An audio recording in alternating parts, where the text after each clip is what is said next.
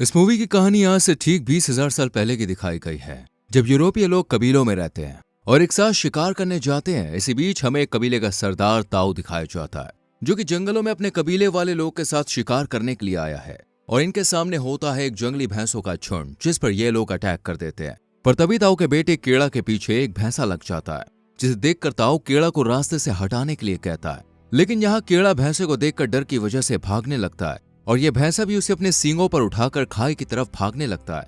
ये देखकर ताऊ भाले से उस भैंसे पर वार करता है और ये वाला ठीक भैंसे के ऊपर आकर लगता है। लेकिन तब तक इस भैंसे ने केड़ा को खाई के ऊपर उछाल दिया होता है।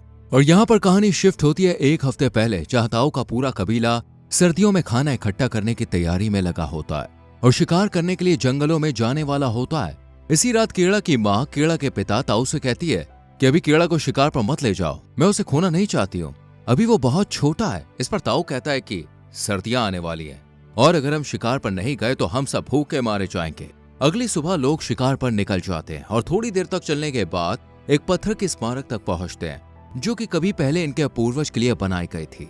यहाँ पर दूसरे कबीले के लोग भी होते हैं जो कि शिकार की तलाश में निकले हैं। इसी रात ये सब लोग एक साथ बैठकर खाना खाते हैं और फिर अगली सुबह शिकार पर निकल जाते हैं। ये रास्ता दोस्तों बहुत ही खतरनाक होता है और ऐसे ही इनके पूर्वजों ने भी अपनी जान गंवा दी थी, इसलिए वो पत्थर की स्मारक उनकी याद में बनाई गई थी।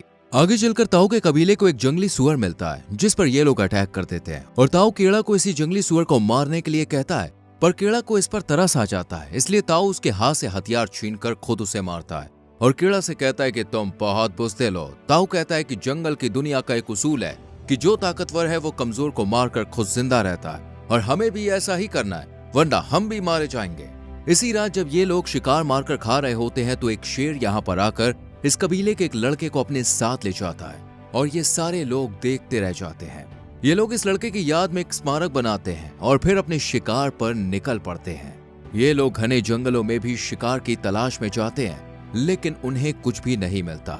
इसलिए ये लोग रात को एक गुफा में ठहरते हैं। यहाँ ताऊ केड़ा के हाथ पर तार से कुछ निशान बनाता है और कहता है कि जब रात के समय तुम इन निशानों को तारों की तरफ करोगे तो तुम्हें अपने घर का रास्ता पता चलेगा, यानी कि एक तरह का नक्शा है। अगली सुबह जब ये लोग शिकार करने निकलते हैं तो इन्हें रास्ते में जंगली भैंसों के पैरों के निशान दिखते हैं, जिसे देखकर ये लोग समझ जाते हैं कि शिकार आसपास ही है और फिर ये लोग मौका मिलते ही इन भैंसों पर अटैक करते हैं और कहानी प्रेजेंट में आ जाती है। यहाँ भैंसों ने केड़ा को चट्टान से फेंक दिया था, लेकिन जब ताऊ और कबीले वाले यहाँ पे आते हैं तो देखते हैं कि केड़ा अभी भी चट्टान के एक छोटे से पत्थर के सहारे लटका हुआ है। ताऊ से हिम्मत देते हैं, लेकिन तभी वो पत्थर भी टूट जाता है और केड़ा पत्थरों व चट्टानों से टकराता हुआ इन चट्टानों के बीच एक छोटी सी जगह पर गिर जाता है। ताऊ उसे बेचने के लिए नीचे जाने लगता है, लेकिन कबीले वाले लोग उसे रोक देते हैं क्योंकि ये जगह बहुत खतरनाक थी। इसलिए ये लोग ताऊ को समझाते हैं कि केड़ा तक पहुंचने का कोई रास्ता नहीं है। तुम्हारा बेटा जा चुका है, लेकिन हम तुम्हें नहीं खोना चाहते, तुम हमारे कबीले के सरदार हो। ताऊ इनकी बात मान लेता है, लेकिन ताऊ पूरे दिन पूरी रात उसी चट्टान के पास बैठकर अपने बेटे को पुकारता रहता है, लेकिन केड़ा कुछ जवाब नहीं देता। इसलिए सभी लोग केड़ा की याद में एक स्मारक बनाते हैं और अपना शिकार लेकर वापस अपने कबीले आ जाते हैं। इधर केड़ा को चट्टान पर देखकर एक गिद्ध उसके ऊपर आकर बैठ जाता है।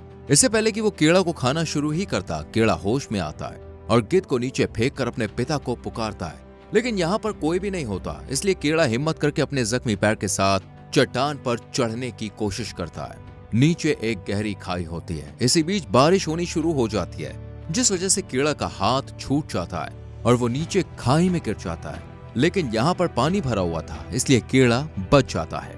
केड़ा अब अपने टूटे हुए पैर को लकड़ी से बांधकर चट्टान के ऊपर पहुंचता है, जहाँ वो देखता है कि एक स्मारक बनी हुई है उसी के नाम की। ये देखकर केड़ा समझ जाता है कि उसके पिता और कबीले वालों को यकीन हो गया था कि केड़ा अब इस दुनिया में नहीं रहा, इसलिए स्मारक बना दी गई है। इसलिए केड़ा रात एक सूखे हुए पेड़ पर गुजार देता है और फिर अगली सुबह जब केड़ा पानी पीने के लिए नदी के पास जाता है तो कुछ भेड़िए उसे देख लेते हैं और उस पर अटैक कर देते हैं। लेकिन यहाँ केड़ा इनसे बचकर इसी सूखे पेड़ पर चढ़ने की कोशिश करता है, लेकिन एक भेड़िया उसका पैर मुंह में दबाकर उसे नीचे लाने की कोशिश करता है। इसलिए केड़ा अपना चाकू निकालता है और उस पर हमला कर देता है। फिर रात हो जाती है, लेकिन ये भेड़िए यहीं खड़े रहते हैं। अगली सुबह जब केड़ा की आंख खुलती है तो वो देखता है कि अब भेड़िए जा चुके हैं और सिर्फ वही जख्मी भेड़िया वहां मौजूद है जिस पर केड़ा ने हमला किया था। यहाँ केड़ा अपने चाकू से भाला बनाता है और उससे इस भेड़िए को मारने ही वाला होता है कि उसे भेड़िए पर तरस आ जाता है और वो भेड़िए को लेकर एक गुफा में चला जाता है। यहाँ भेड़िए के जख्म को वो साफ करता है। अगली सुबह कीड़ा बाहर जाता है और यहाँ से कुछ जड़ी बूटियां लेकर आता है ताकि वो अपने पैर पर लगा सके। यहाँ कीड़ा जब पानी पी रहा होता है तो भेड़िया भी उसकी तरफ देखता है। कीड़ा उसे पानी पिलाने के लिए उसकी तरफ बढ़ता है, लेकिन भेड़िया उसको देखकर गुर्राने लगता है। लेकिन फिर कीड़ा उससे कहता है कि मैं तुम्हें नहीं मारूंगा, और भेड़िया पानी पी लेता है। कीड़ा उसे खाने के लिए कीड़े भी देता है जो कीड़ा खुद जिंदा रहने के लिए खा रहा था। धीरे धीरे दोस्तों इस भेड़िया और कीड़ा के बीच अंडरस्टैंडिंग होने लगती है, और क्योंकि दोनों ही जख्मी होते हैं इसलिए कुछ समय के लिए ये लोग इसी गुफा में अपना समय बिताते हैं।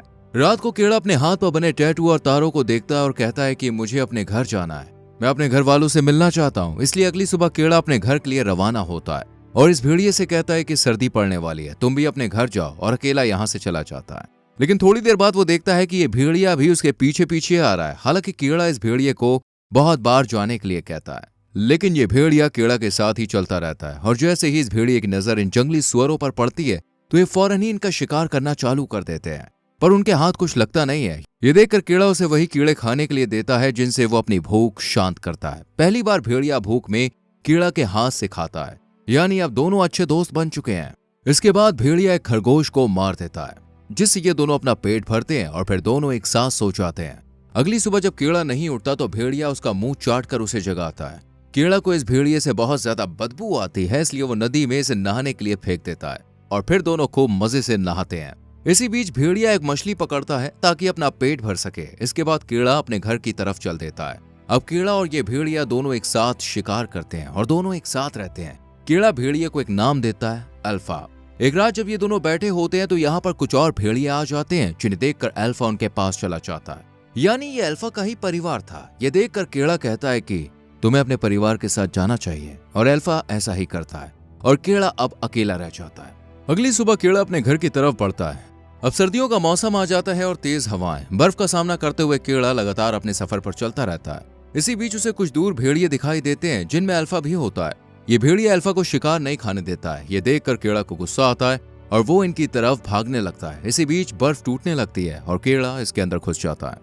असल में दोस्तों ये एक झील होती है जो कि जम जाती है। जब अल्फा कीड़ा को अंदर देखता है तो उसे बचाने के लिए जाता है और बर्फ को तोड़ने की कोशिश करने लगता है, लेकिन बर्फ की ये लेयर बहुत ज्यादा मोटी होती है और बहुत ही मजबूत भी थी, इसलिए अल्फा इसे तोड़ नहीं पाता। लेकिन कीड़ा हिम्मत नहीं हारता और उसका जो चाकू होता है उसे कीड़ा बर्फ तोड़कर बाहर आ जाता है और ठंड से बचने के लिए अपने कपड़े उतारता है और आग जलाकर ये दोनों यहीं सो जाते हैं। यानी अब ये दोनों फिर से एक साथ आ चुके हैं। अगली सुबह जब कीड़ा अपने सफर पर निकलता है तो उसे रास्ते में एक आदमी नजर आता है, जिसे देखकर कीड़ा बहुत खुश होता है। पर जब उसके पास जाकर देखता है तो वो आदमी बर्फ से जमा होता है और उसकी मौत भी हो चुकी थी।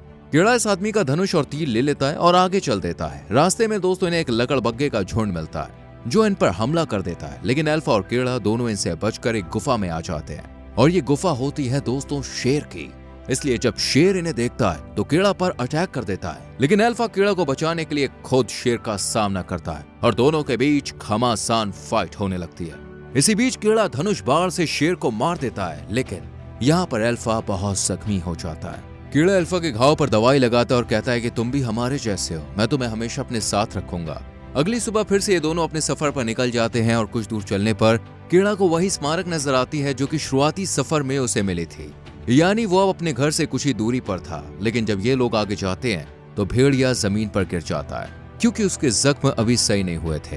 कीड़ा अल्फा को अपनी गोद में उठा लेता है और फिर से अपने घर की तरफ जाने लगता है, लेकिन अब उसमें इतनी हिम्मत नहीं थी कि वो आगे जा सके, इसलिए वो भी रास्ते में ही बेहोश हो जाता है और दोनों बर्फ में ही जमीन पर गिर जाते हैं। तभी कीड़ा को वही सीन याद आता है जब उसकी माँ उसके पिताजी को मना करती है कि इसे अपने साथ मत ले जाओ, लेकिन ताऊ कहता है कि तुम इसे जितना कमजोर समझती हो ये उतना कमजोर नहीं है। ये सब देखकर कीड़ा को तुरंत होश आता है और वो हिम्मत करके फिर से अल्फा को अपनी गोद में उठाता है और घर की तरफ जाने लगता है। थोड़ी दूर चलने के बाद कीड़ा अल्फा को लेकर अपने कबीले के पास आ जाता है और जब कीड़ा अपने कबीले में जाता है तो सब उसे देखकर बिल्कुल हैरान रह जाते हैं, क्योंकि उसकी गोद में एक भेड़िया था, वो भी जिंदा। क्योंकि आज तक तो सभी कबीले में मरा हुआ जानवर लाते थे। कीड़ा को देखकर उसके पिता बहुत खुश होते हैं। कीड़ा अपने माता पिता से बस एक ही बात कहता है कि अल्फा को बचा लीजिए, अल्फा को बचा लीजिए, और फिर वो खुद बेहोश हो जाता है। और जब कीड़ा की आंख खुलती है तो वो अपने आप को घर के अंदर देखता है और पास में अल्फा भी लेटा हुआ होता है जो कि बहुत जख्मी था। इसी बीच एक औरत अल्फा के बच्चे को उठाती है और उसका स्वागत करती है। यहाँ कीड़ा को पता चलता है कि ये एक फीमेल भेड़िया था और प्रेग्नेंट थी ये। अब अल्फा के बच्चे होते हैं और कबीले वाले इन्हें खुशी खुशी अपने साथ रखते हैं। कीड़ा अल्फा से कहता है अब सब कुछ ठीक हो गया है और लास्ट में कीड़ा और अल्फा एक साथ बैठे होते हैं और अल्फा के बच्चे भी पास में ही खेल रहे होते हैं। यानी यहीं से शुरुआत होती है इंसान और जानवर के बीच दोस्ती की। फिल्म के आखिर में कबीले वाले फिर से शिकार करने जाते हैं, लेकिन इस बार भेड़िए भी इनके साथ होते हैं। दोस्तों, आपको इस मूवी की एक्सप्लेनेशन कैसी लगी मुझे कमेंट करके जरूर बताएं। वीडियो को लाइक और शेयर करें। आने वाली वीडियोस को देखने के लिए चैनल को सब्सक्राइब करके बेल आइकन प्रेस करें। मिलते हैं अगली वीडियो में।